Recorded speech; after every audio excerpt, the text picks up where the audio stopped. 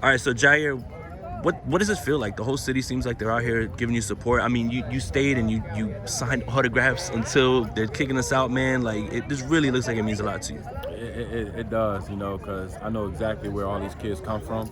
I walked the same paths, went to the same schools, just going through that. I know how difficult it is, to try to be more than what your environment is allowing you to be.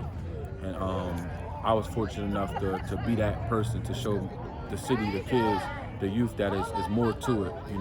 It's more than just the bad neighborhoods around the city and the violence around us that we constantly encounter every day. So I just wanted to show them, like you can be what you put your mind to. You can dream big and make it out of the city. And you said that in your speech about, look at me as the example, keep your mind on it. You've dealt with some hardships as well too. Tell me how that keeps you focused as you continue on in this journey. Faith, my belief in myself, and God, knowing that He designated a specific path. He meant for all this to be me be the guy to present all this and me be the guy to impact the youth. So just, keeping that faith, keeping that mindset allowed me to, persevere through anything I went through. All right, to switch to football a little bit, you started at Lackawanna for 2 years. Tell me about the transition from high school to there and then to Penn State. So high school to Lackawanna was a big transition. I come from a small city, as you see. Football wasn't really a big thing around here, and didn't have no offers out of high school. Was a really good player. Had no offers, but like I said, I never lost faith. Went to Lackawanna, where it opened me up to a whole different world of football and people I met there. And Coach Reese and Coach Duda told me if I come there and I believe I can play, just like a football factor, you'll get found. So I went there with that same belief that I was one of the best players around the state, and or even in the country. I said that a while back. I was one of the best players in the country. So I just wanted to finally get somewhere where I can prove that, and Lackawanna was a stepping stone for me to get to Penn State. What was it like from your jump in your first year at Penn State? You're with Brisker, who's in the league now. Now you're in the league as well too. Tell me about that relationship that you guys have. Do you guys keep in contact still? Yeah, absolutely. That's my brother. Like we're closer than just friends. So our relationship was built off of work ethic.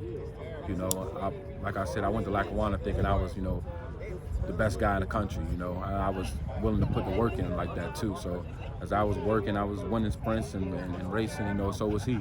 And, you look to your left, and the guy who won it just as bad as you. I'm a guy who's gonna befriend that guy every day.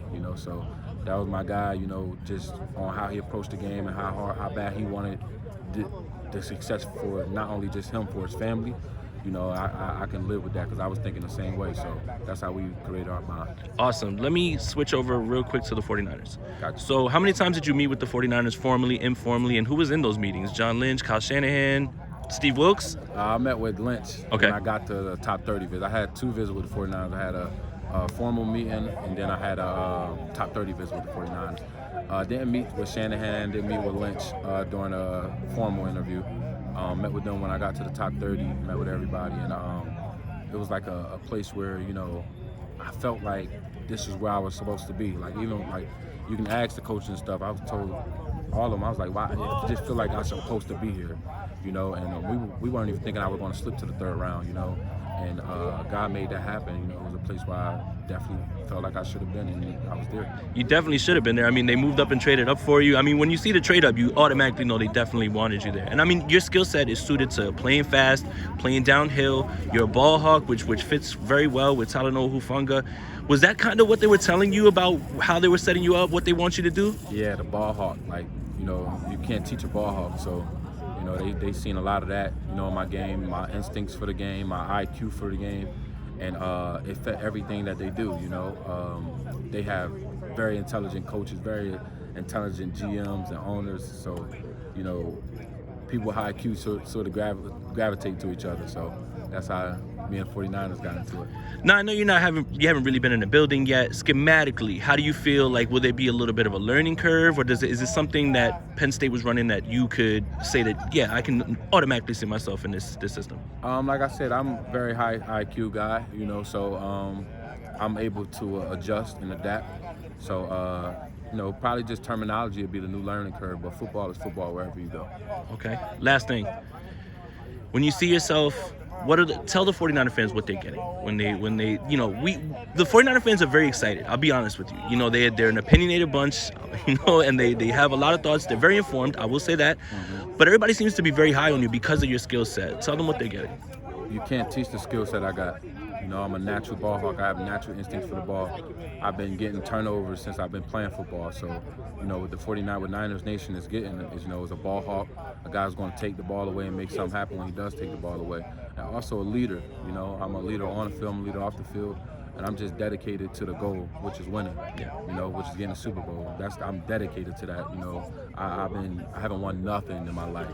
You know, I've been to a championship. You know, I lost a championship, so I'm going to get it. So you're getting a dedicated player that's going to work extremely hard with the team and with the coaching staff to try to bring a Super Bowl into the 49ers facility. Ji'Ayir, thanks, man. Thanks for your time. Absolutely.